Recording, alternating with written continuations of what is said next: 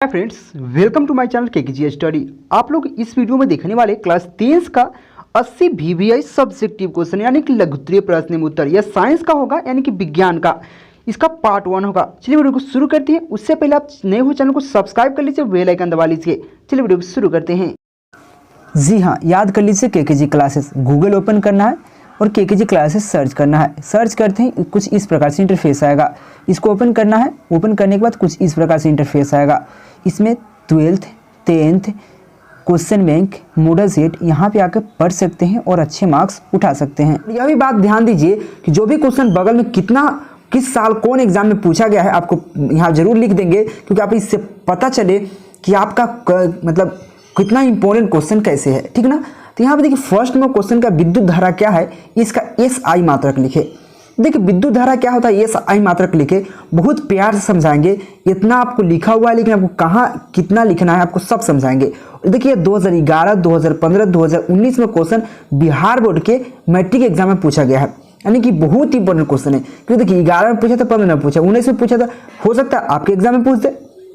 तो यह आप ध्यान में रखना चाहिए। तो यहाँ देखिए विद्युत धारा क्या है, देखिए यहाँ पे देखिए किसी चालक के अनुप्रस्थ काट का क्षेत्रफल से इकाई समय में, यानी कोई भी चालक से अनुप्रस्थ काट का क्षेत्रफल का जो अनुप्रस्थ काट का क्षेत्रफल से इकाई समय में, यानी कि इकाई मतलब समझ रहे, इकाई मतलब कम, सबसे कम, यानी कि इकाई समय में प्रवाहित होने वाली आवेशों की मात्रा विद्युत धारा कहलाता है। अब कहिएगा बहुत बड़काचे को परिभाषा है, नहीं कोई दिक्कत नहीं है यार, आप कोई इसको लिख दीजिए ना, यह लिख दीजिए, या आप इस प्रकार से परिभाषित कर सकते हैं, आवेशों की प्रवाह की दर को विद्युत धारा कहते हैं। अब बताइए इसमें से कौन अच्छा लग रहा है। दोनों बिल्कुल राइट है, या भले आपको एक लाइन का है या 2 लाइन का है, लेकिन दोनों करेक्ट आंसर है। तो अपना से अनुसार से आप जो मन करे वो लिखिए, यानी कि किसी भी चालक के अनुप्रस्थ काट का क्षेत्रफल से इकाई समय में प्रवाहित होने वाली विद्युत यानी कि आवेशों की मात्रा को विद्युत धारा कहते हैं, या आप इस प्रकार से कहते हैं आवेशों की प्रवाह की दर को विद्युत धारा कहते हैं। आपको इसमें से कोई एक लिखना है।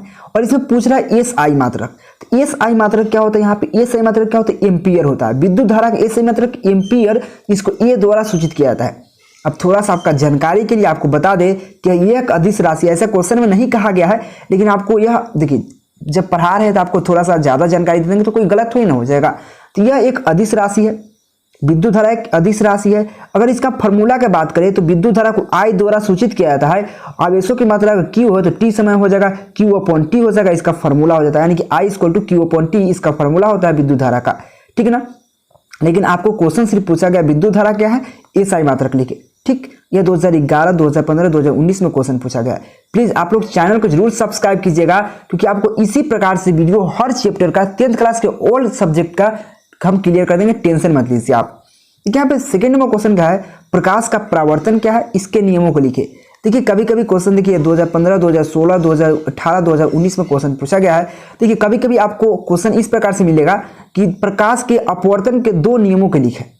तो सिर्फ 2 नियम अपवर्तन है, तो अपवर्तन के जो 2 नियम पूछे तो आप सिर्फ इतना लिख दीजिएगा। जब आपको पूछे प्रकाश का अपवर्तन क्या है तो यहाँ पे लिखना पड़ेगा। तो यह बात थोड़ा ध्यान में देना पड़ता है। देखिए इससे क्वेश्चन कितना क्लियर, आपसे 3 क्वेश्चन इससे क्लियर हो जाएगा। देखिए कैसे, अब पूछेगा प्रकाश का अपवर्तन क्या है, इस प्रकार से कहते हैं प्रकाश की एक माध्यम से, यानी कि जब भी प्रकाश की एक माध्यम से दूसरे माध्यम में, यानी कि दूसरे माध्यम में जब भी एक माध्यम से दूसरे माध्यम जब प्रकाश प्रवेश करता है तो क्या होता है, उसमें कुछ ना कुछ क्या होता है, विचलन होता है, उसमें कुछ ना कुछ परिवर्तित होता है, उसके दिशा में चेंजिंग होता है, उसकी दिशा बदल जाता है।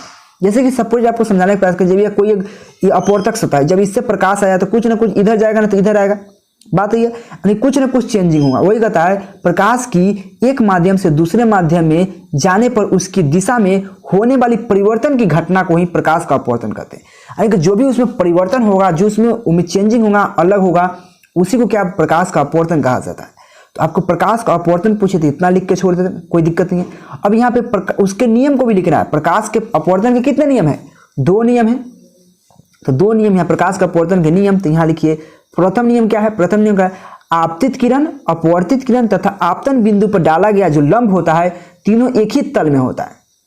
जो आपतित किरण, अपवर्तित किरण तथा आपतन बिंदु पर डाला गया लंब एक ही तल में रहता है, एक ही बिंदु पर रहता है। ठीक ना, यानी कि एक ही बिंदु पर सभी रहता है। यह समझ गए, यह प्रथम नियम कहता है।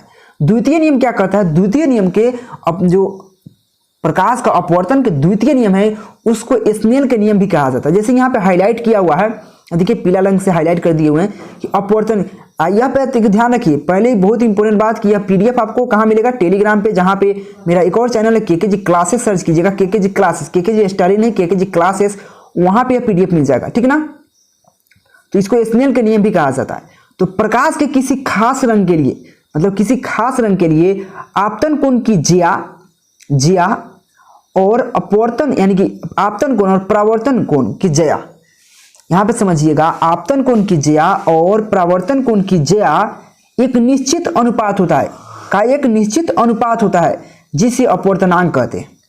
फिर समझिएगा, आपतन कोण की ज्या, अपवर्तन कोण की ज्या, ठीक ना, एक निश्चित अनुपात होता है, एक निश्चित अनुपात होता है जिसके क्या कहते हैं, अपवर्तनांक कहते हैं, जिसको क्या बोलते हैं, अपवर्तनांक कहते हैं। इस नियम को ही स्नेल का नियम भी कहा जाता है। जैसे कि आपको बताने का प्रयास करते हैं, mu equal to sine i upon sine r लिख सकते हैं। इसका फॉर्मूला होता है, अगर आपको डायरेक्ट पूछेगा प्रकाश का अपवर्तन के नियम के लिखे तो दो नियम आप आराम से लिख दीजिएगा। आपको एक और क्वेश्चन पूछा जाता है, 2014 में क्वेश्चन पूछा गया था, हम देखिए ध्यान में देखे हैं, स्नेल का नियम क्या है। स्नेल का नियम पूछिए तो आप इतना ही लिख के छोड़ दीजिएगा, फिर भी आपको 2 मार्क्स मिलेगा। पूरा लिखिएगा तब पर भी 2 मार्क्स मिलेगा, ये दोनों लिखिएगा तब पर भी 2 मार्क्स मिलेगा, या आप सिर्फ इतना लिखिएगा तो 2 मार्क्स मिलेगा। देखिए क्वेश्चन किस प्रकार से पूछता है उस पर डिपेंड करता है। तो आप इतना जान गए, प्रकाश का अपवर्तन क्या है, उसके नियम क्या है, और साथ में स्नेल का नियम भी जान गए।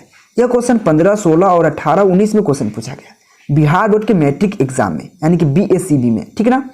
तो यह PDF कहाँ मिलेगा, तो मेरे टेलीग्राम पे। तो वह क्या है, तो वो मेरा दूसरा एक चैनल है केकेजी क्लासेस, उस नाम से मेरा टेलीग्राम चैनल है, उस पर जाकर ज्वाइन होना है, वहाँ पे फ्री में PDF मिल जाएगा। आप इसके कमेंट बॉक्स में जरूर कह दीजिएगा कि मुझे PDF चाहिए, तो आप डाल देंगे वहाँ पे जाकर ज्वाइन हो जाइए टेलीग्राम पे। देखिए यहाँ पे थर्ड नंबर क्वेश्चन क्या है, संयोजन अभिक्रिया क्या है। देखिए संयोजन में संयोगन यानी कि संयोग करना, यानी कि एक साथ जोड़ना। संयोजन मतलब आप समझिए बात को ध्यान दीजिए। यहाँ पे संयोजन मतलब क्या होता है, जोड़ना, संयोग करना, यानी कि किसी के साथ संयोगना, यानी कि संयोग मतलब जोड़ना, यानी कि संयोजन अभिक्रिया वही होता है। यानी कि वैसी रासायनिक अभिक्रिया जिसमें 2 या 2 से अधिक यौगिक या पदार्थ को संयुक्त कर, यानी कि जोड़कर एक नए पदार्थ की निर्माण किया जाता है, एक नए पदार्थ बनाया जाता है, उसको क्या संयोजन अभिक्रिया कहते हैं। जैसे आप लिखा हुआ ऐसी रासायनिक अभिक्रिया जिसमें 2 या 2 से अधिक पदार्थ संयुक्त होकर केवल एक पदार्थ बनाता है, संयोजन अभिक्रिया कहलाता है, ठीक ना। तो आप समझ गए, यानी कि 2 या 2 से मतलब ऐसी रासायनिक अभिक्रिया जिसमें 2 या 2 से अधिक रहेगा पदार्थ, यौगिक रहेगा, उसको हम जोड़ देंगे, उसको संयुक्त कर देंगे, उसको संयुक्त करेंगे तो एक बड़ा पदार्थ बन जाएगा। तो एक पदार्थ बनता है जिसको संयोजन अभिक्रिया कहते हैं। जैसे कि 2Mg प्लस O2 को हम अगर जोड़ेंगे तो एरो क्या हो जाएगा, 2Mg plus O2 arrow 2MgO, यानी कि एक साथ दोनों पदार्थ या मैग्नीशियम ऑक्सीजन को जोड़ दिए तो 2Mg मैग्नीशियम ऑक्साइड बन गया, ठीक ना। तो यह होता है, तो यानी कि यह बहुत सिंपल है, बहुत ईजी क्वेश्चन 2018 के एग्जाम में पूछा गया था मैट्रिक के, ठीक ना। नेक्स्ट क्वेश्चन की बात करें, यहाँ पे वियोजन अभिक्रिया क्या होता है। देखिए संयोजन के बिल्कुल विपरीत होता है, उल्टा। वियोजन यानी कि हटना, बिखरना, मतलब अलग अलग करना, यानी कि एक ऐसी मतलब ऐसी आपका मान गए, एक आपके पास कोई है बड़ा चुके पदार्थ है, कोई यौगिक है, ठीक ना, उसको वियोजन करना यानी कि अलग अलग करना, यानी कि तोड़, जब दो तीन को टूट जाएगा। जैसे कि वियोजन मतलब वैसी रासायनिक अभिक्रिया जिसमें एक बड़ा यौगिक या बड़ा पदार्थ टूटकर 2 या 2 से अधिक यौगिकों का निर्माण करता है, यानी कि 2 या 2 से अधिक यौगिक का निर्माण करता है, वियोजन अभिक्रिया कहलाता है। बहुत ईजी, बहुत सिंपल है। यानी कि एक जब बड़ा यौगिक है 2KClO3, अगर हम इसको तोड़ेंगे तो 2KCl में और 3O2 में टूट जाएगा। आराम से तोड़ सकते हैं इसे ना, क्योंकि यहाँ भी 6 ऑक्सीजन हो गया, यहाँ भी 6 ऑक्सीजन है, उसका 2 यहाँ पे पोटासियम है और 2 क्लोराइड है। तो यहाँ देख लीजिए, बहुत सिंपल हो जाएगा यार। देखिए वो ऐसी रासायनिक अभिक्रिया जिसमें एक बड़ा यौगिक, देखिए एक बड़ा यौगिक है, वह 2 या 2 से अधिक में क्या टूट रहा है, वो टूट कर 2 या 2 से अधिक यौगिक बना रहा है कि नहीं, बिल्कुल बना रहा है। तो इसको ही वियोजन अभिक्रिया बोला जाता है। यह 2018 के एग्जाम में पूछा गया था। चलिए नेक्स्ट क्वेश्चन की ओर बढ़ते हैं। यहाँ 5 नंबर क्वेश्चन क्या है, देखिए लोहा के जंग से बचाने का 2 उपाय बताना है। देखिए आपको 2 उपाय बोला है, आपको 3 उपाय लाए हैं, क्योंकि आपको हो सकता है कि एक उपाय याद नहीं हो, तो इसलिए 3 उपाय रहेगा याद आपको, 3-4 उपाय, तो आराम से उसको आप वहाँ पे डिफाइन कर सकते हैं, वहाँ पे आराम से लिख सकते हैं। जैसे कि 2019 के एग्जाम में, मैट्रिक एग्जाम में, बिहार बोर्ड के एग्जाम में पूछा गया था। इससे लोहे के बचाने के 2 उपाय बताए। देखिए लोहे की वस्तुओं को हम पेंट करके बचा सकते हैं, यानी कि पेंट करके, या लोहे की वस्तुओं को ग्रीस लगाकर, यानी कि लोहा की वस्तु उसको ग्रीस लगाकर, या लोहे की वस्तुओं को क्रोमियम लेपन यानी क्रोमियम को लेप से ढाकर हम लोहे की वस्तुओं को सुरक्षित कर सकते हैं, संरक्षित कर सकते हैं, ठीक है, उसको बचा सकते हैं। तो यह 3 पॉइंट था, बहुत इजी पॉइंट था, यानी कि लोहे की वस्तुओं को पेंट करके, लोहे की वस्तुओं को ग्रीस लगाकर, या लोहे की वस्तुओं पर क्रोमियम के पेंट करके या लेपन करके, ठीक ना। तो यह 3 पॉइंट था, बहुत इजी पॉइंट था। चलिए नेक्स्ट क्वेश्चन की ओर। नेक्स्ट क्वेश्चन क्या है, प्रकाश के वर्ण विक्षेपण क्या है। जो 5 नंबर क्वेश्चन का हो गया, शायद छूट गया, कोई दिक्कत नहीं, आपको हम ला देंगे, टेंशन मत लीजिए। 5 नंबर क्वेश्चन छूट गया है, 6 नंबर डायरेक्ट आ गया। तो देखिए प्रकाश का वर्ण विक्षेपण क्या है। प्रकाश का वर्ण विक्षेपण बेसिकली होता क्या है, जब श्वेत प्रकाश, यानी कि देखिए जब श्वेत प्रकाश किसी प्रिज्म से होकर गुजरेगा तो 7 अवयवी रंगों में विभक्त हो जाता है। 7 अवयवी रंगों में क्या होता है, विभक्त हो जाता है, उसी का वर्ण विक्षेपण यानी कि प्रकाश का वर्ण विक्षेपण कहा जाता है। जैसे कि यहाँ पे लिखा क्या हुआ है, जब श्वेत प्रकाश किसी, यानी कि जब श्वेत प्रकाश की किरण किसी प्रिज्म से होकर गुजरती है तो 7 अवयवी रंगों में विभक्त हो जाता है। इस घटना को प्रकाश का वर्ण विक्षेपण कहते हैं। जैसे कि आपको यहाँ पे देखिए, आपको फिगर भी बनाना पड़ेगा। तो ये बेसिकली प्रिज्म है, यह क्या है, प्रिज्म है। जब श्वेत प्रकाश है, यह श्वेत प्रकाश है, ठीक है ना।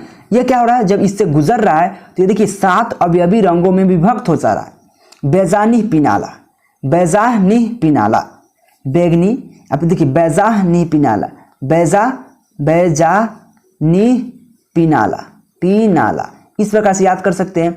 बैगनी, बी से बैगनी, बैजा, जी से जामुनी, एन से नीला, पी से पीला, बैजानी, नी ह से हरा, बैजानी पिनाला, बैजानी पिनाला, यानी कि देखिए बैगनी, यहाँ पे ज से जामुनी, नी से नीला, ह से हरा, पी से पीला, कितना हुआ, बैजानी पिनाला, पिनाला, न से नारंगी और ल से लाल।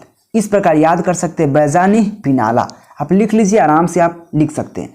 यह 7 अवयवी रंग होते हैं और बहुत सिंपल परिभाषा हो गया। जब श्वेत प्रकाश किसी प्रिज्म यानी कोई भी प्रिज्म से गुजरेगा तो 7 अवयवी रंगों में विभक्त हो जाता है, उसी को प्रकाश का वर्ण विक्षेपण कहते हैं। यह क्वेश्चन 2011, 2015, 2016 में क्वेश्चन पूछा गया है। देखिए ऐसा नहीं कि आप 2022 में पूछ दिया, 2023 में नहीं पूछेगा, 2021 में पूछा, 2022 में नहीं पूछेगा, 2020 में पूछे। देखिए आप लगातार भी पूछ सकता है, 15 में पूछा, 16 में क्यों नहीं पूछा, पूछा ही है। वही बात होता है, यह लगातार भी क्वेश्चन पूछ सकता है, याद रखिएगा। यहाँ पे वर्ण विक्षेपण है, समझ रहे हैं। नेक्स्ट क्वेश्चन की बात करें, यहाँ पे 7 नंबर क्वेश्चन क्या है। देखिए 7 नंबर क्वेश्चन क्या है, रेलवे का सिग्नल लाल क्यों होता है, या उसी क्वेश्चन को कह सकते हैं खतरे का संकेत लाल क्यों होता है। देखिए यहाँ पे रेलवे का सिग्नल लाल क्यों होता है या खतरे का संकेत लाल क्यों होता है, क्वेश्चन एक ही है, दोनों क्वेश्चन एक ही है। देखिए यहाँ पे क्या है, खतरे का संकेत लाल होता है क्योंकि, अब बोलिएगा यहाँ रेलवे का सिग्नल लाल होता है, तो वही बात है, यानी कि रेलवे का सिग्नल लाल होता है क्योंकि लाल रंग का तरंग दैर्घ्य सबसे अधिक होता है तथा प्रकीर्णन सबसे कम होता है। यहाँ पे समझिएगा, लाल रंग का तरंग दैर्घ्य सबसे अधिक होता है तथा प्रकीर्णन सबसे कम होता है। यही कारण है कि लाल रंग को हम दूरस्थ यानी कि दूर से ही स्पष्ट रूप से देखा जा सकता है। यही कारण है कि खतरे का संकेत लाल होता है या रेलवे का सिग्नल लाल होता है। इस प्रकार से भी कह सकते हैं कि लाल रंग का तरंग दैर्घ्य सबसे अधिक होता है और इसे हम दूरस्थ से भी आराम से स्पष्ट रूप से देख सकते हैं। और साथ में यह भी कह सकते हैं कि हम इसको कुहरे में भी, यानी कि दूरस्थ कुहरा है, मतलब कुआं नहीं होता, उसमें भी स्पष्ट रूप से देखा जा सकता है। इसी कारण से रेलवे का सिग्नल लाल होता है। तो हम यहाँ पे खतरे का संकेत किया, रेलवे का सिग्नल लाल रखिए, बात हुई है। तो खतरे का संकेत लाल होता है क्योंकि लाल रंग का तरंग दैर्घ्य सबसे अधिक होता है तथा प्रकीर्णन सबसे कम होता है। यही कारण है कि लाल रंग को दूरस्थ यानी कि दूर से ही स्पष्ट रूप से देख सकते हैं, देखा जा सकता है। यही कारण है कि जो होता है खतरे का संकेत या रेलवे का सिग्नल लाल होता है। बहुत सिंपल है। यह 14 और 17 में क्वेश्चन पूछा गया। देखिए नेक्स्ट क्वेश्चन की बात करें, यहाँ पे 8 नंबर क्वेश्चन क्या है।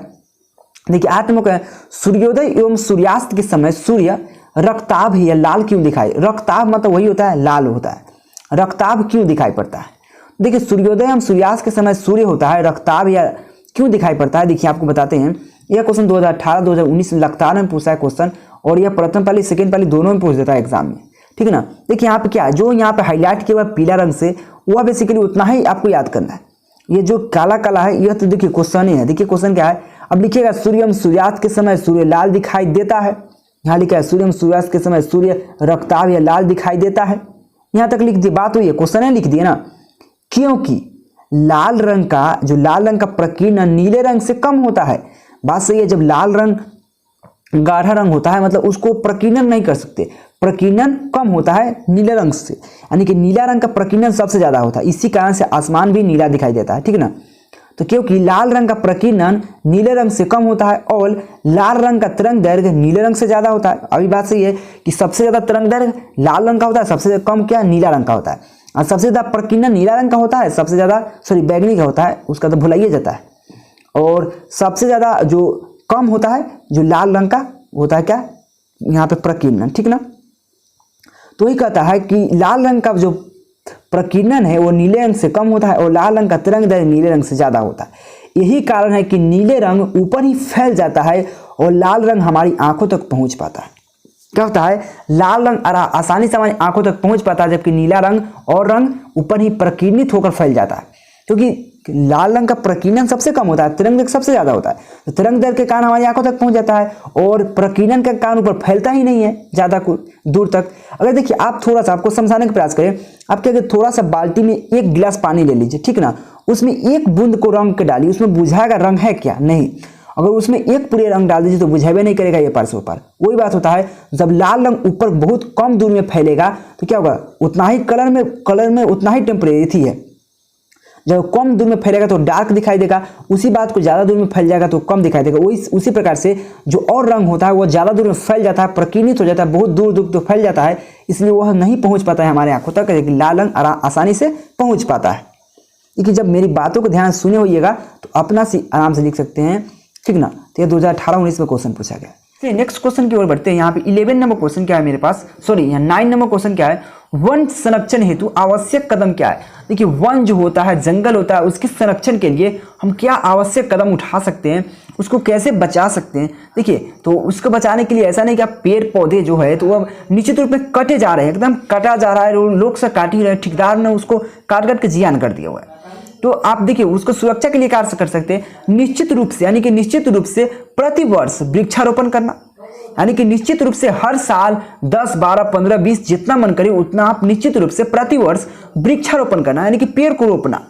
बात समझ रहे, उसको सादा सुरक्षित रखना, यानी कि उसको बचाना, उसको क्या गाय भैंस जो भी है उसको मतलब जो उसको नुकसान पहुंचा सकता है उससे उसको सादा संरक्षित करना, यह बहुत अच्छा कदम है, उठाना चाहिए हम लोग को भी, आप लोग को भी, क्योंकि आपको वन संरक्षण हेतु ऐसा कदम उठाना ही चाहिए। तो यह 2 पॉइंट था, बिल्कुल स्टैटिक पॉइंट था, आपको याद भी हो जाएगा, बहुत सिंपल है। यह 2020 के एग्जाम में पूछा गया था BSc BA, ठीक है ना। चलिए नेक्स्ट क्वेश्चन में बढ़ते हैं। देखिए यह क्वेश्चन बहुत ही इंपॉर्टेंट क्वेश्चन है, यह क्वेश्चन आपको समझना चाहिए। बेंजीन और साइक्लोहेक्सेन की संरचना बनाए। तो बेंजीन और साइक्लोहेक्सेन की संरचना क्या हो सकती है, यह 2018-2019 में क्वेश्चन पूछा गया। देखिए बेंजीन का सूत्र क्या होता है, C6H6 होता है। क्या होता है, C6H6। और संरचना बनाने की बात कर रही है। देखिए संरचना को इस प्रकार से भी बना सकते हैं, संरचना को इस प्रकार से बना सकते, इस प्रकार से भी बना सकते, इस प्रकार से बना सकते। अब बोलिएगा तीनों बेंजीन का संरचना है, आपको सबसे अच्छा क्या है, जैसे कि हम बताने के प्रयास करें तो सबसे अच्छा क्या कीजिएगा, आप क्या कीजिएगा, ऐसे कर दीजिए, ऐसे कर दीजिए, ऐसे कर दीजिए, ऐसे ऐसे, और बीच में गोल पार दीजिए, बस। यानी कि 6 को भुजा से घेर दीजिए, 6 को भुजा से घेर दीजिए, यानी कि 5-6, और बीच में अंडा पार दीजिए, आराम से बेंजीन का यह संरचना हो गया। देखिए वही बात यहाँ पे किया हुआ है। या अगर ऐसे नहीं बने, 6 को भुजा पार दीजिए और मतलब लाइन खींच दीजिए और एक एक करके डबल कर दीजिए, यानी कि एक एक बीच में छोड़ के डबल कर दीजिए, जो यहाँ पे किया हुआ है।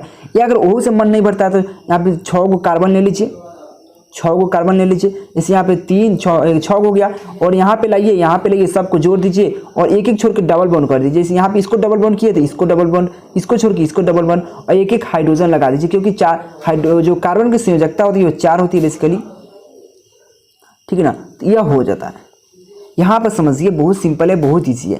इस प्रकार से तो सबसे लेंदी मेरे को यही लगता है कि मतलब अब इतना कौन करेगा यार। अब बेंजीन का सूत्र पूछ दिया, बेंजीन का संरचना पूछ दिया, अरे हाली फटाफट खींचो, ऐसे ऐसे, अब डायरेक्ट अंडा बीच में पार दो, गोल पार दो, काम क्लियर हो सकता है। मतलब सबसे ईजी यह होता है, उससे भी ईजी यह होता है, मतलब उससे थोड़ा यह होता है, उससे भी ज़्यादा कठिन यह होता है। तो आपका मन जिसका जैसा मन करे, लेकिन इसका सूत्र क्या होता है ये ऑब्जेक्टिव में पूछेगा। बेंजीन का सूत्र क्या होता है, C6H6, या बेंजीन आपको दे देगा, पूछेगा बेंजीन कौन है तो आप पहचान सकते हैं बहुत सिंपल से। ठीक है ना। ऐसे आपको हम बताएंगे संरचना सूत्र कैसे लिखते हैं, आपको फॉर्मूला कैसे लिखते हैं। देखिए आप जो भी लिखा हुआ है यहाँ पे, साइक्लोहेक्सेन को आपको संरचना बनाना है। साइक्लोहेक्सेन मतलब क्या, हेक्सेन मतलब क्या होता है, meth eth prop but pent hex. Meth eth prop but pent hex. Hex मतलब क्या हुआ, 6 आया, यानी कि 6, यानी कि यहाँ क्या रहा है, साइक्लोहेक्सेन, हेक्स एन आ रहा है, एन यानी कि अल्केन। तो अल्केन का सूत्र क्या होता है, अल्केन का CnH2n H2n+2 होता है एल्केन का।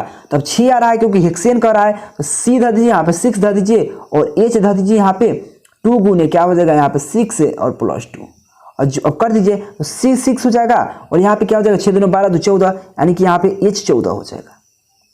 देखिए यहाँ पे 14 होगा, 1 2 3 4 5 6 और 6 12 और 1 13 14, यानी कि आपको जो कार्बन है वो 6 है, यानी कि 6 और H14। यह आपका जो हुआ, यह आपको बेसिकली क्या हुआ, हेक्सेन का सूत्र हुआ।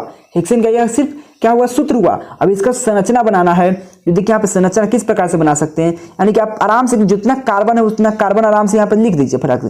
4 हुआ, 5 हुआ और एक यहाँ लेगा 6 हुआ, 6 कार्बन, उसका चारों तरफ से एकदम फटाफट पूरा एकदम भर दीजिए, एकदम हाइड्रोजन से, पूरा हाइड्रोजन से लगा देना है चारों तरफ से, यानी कि हर के 4 को संयोजकता पूर्णा चाहिए। जैसे कि आप देखिए इस कार्बन पर बात करें, देखिए 1 हाइड्रोजन 2 हाइड्रोजन 3 यानी 3 से घिरा हुआ है और एक यहाँ बंधन लगा हुआ है, यानी कि 4 बंधन इसका भी पूरा हो गया। देखिए सभी का 4 बंधन, इस पर बात करें देखिए चारों तरफ से घिरा हुआ, 1 2 3 4, यानी कि चारों तरफ से घिरा हुआ रहेगा, ठीक ना। जैसे इस कार्बन की बात करें तो इसमें भी 4 गो है, देखिए एक इधर से है, एक इधर से, एक इधर से, एक इधर से, यानी कि चारों तरफ से, यानी कि उसकी संयोजकता 4 होती है, यानी कि उसको बंधने के लिए 4 चाहिए। सभी के 4 है। देखिए यही होता है साइक्लोहेक्सेन का सूत्र, या कभी कभी इस प्रकार से भी लिख सकते हैं, बहुत सिंपल से, ठीक ना। यह भी इस प्रकार से भी लिखा जा सकता है, कोई बात नहीं, कोई इजी है, बहुत सिंपल है, ठीक ना। इस प्रकार से भी लिख सकते हैं साइक्लोहेक्सेन का फॉर्मूला। देखिए यह मेरा 10 क्वेश्चन था, तो आपका वीडियो कैसा लगा जरूर बताइएगा। नए चैनल को सब्सक्राइब कीजिएगा, क्योंकि आपको इस प्रकार से पार्ट 1 था, उसके बाद आपको पार्ट 2 मिलेगा, पार्ट 3, यानी कि 30 केमिस्ट्री का, 30 फिजिक्स का, 30 बायोलॉजी का क्वेश्चन मिलेगा, सब्जेक्टिव ऑब्जेक्टिव भी मिल रहा है, टेंशन मत लीजिए। प्लीज चैनल को सब्सक्राइब करके रखिए, वीडियो को शेयर कर दीजिए और दोस्तों को भी बताइए कि आइए इस चैनल पर आपको पूरा क्लियर हम कर देंगे, बस पास कराने की गारंटी मेरा, ठीक है ना। चलिए मिलते हैं अगले वीडियो के साथ, अगले वीडियो। टेक केयर, बाय, जय हिंद। क्या आप 10th और 12th में अच्छा नंबर लाना चाहते हैं तो गूगल प्ले स्टोर ओपन कर लीजिए। ओपन करके केकेजी क्लासेस का ऐप इंस्टॉल करके ओपन कर लीजिए। ओपन करने के बाद कुछ इस प्रकार से इंटरफेस आएगा। यहाँ पर 10th और 12th का ऑल सब्जेक्ट पढ़ सकते हैं और अच्छा नंबर उठा सकते हैं।